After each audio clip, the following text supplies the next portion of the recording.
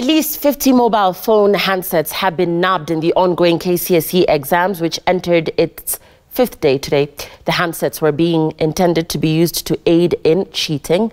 And Education Cabinet Secretary Prof George Magoha has warned candidates and examination officials over such irregularities, even as focus now shifts to private examination centers, which are now said to be reporting increasing case of exam irregularities. Some Gitsuko reports.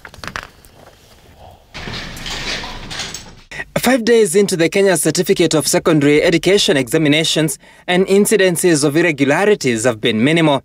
Professor George Magoha is saying vigilant examination officials have thwarted cheating plots, including 50 handsets that have so far been confiscated. 35 of them were nabbed at St. Teresa, an examination center for private candidates in Nairobi.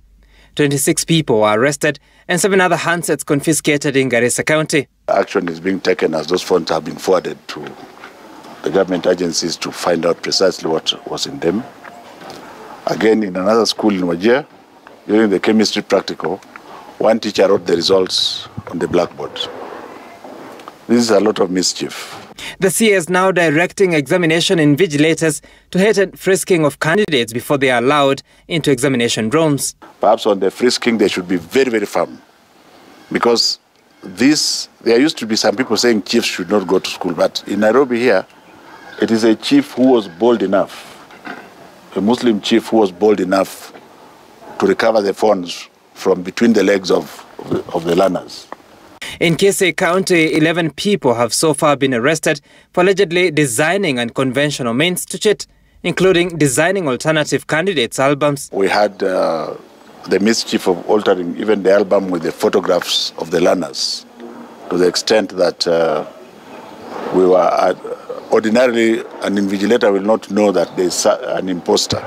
Other incidences, according to the CS, have led to the replacement of 10 officials whose decisions and actions threatened the integrity of the exam.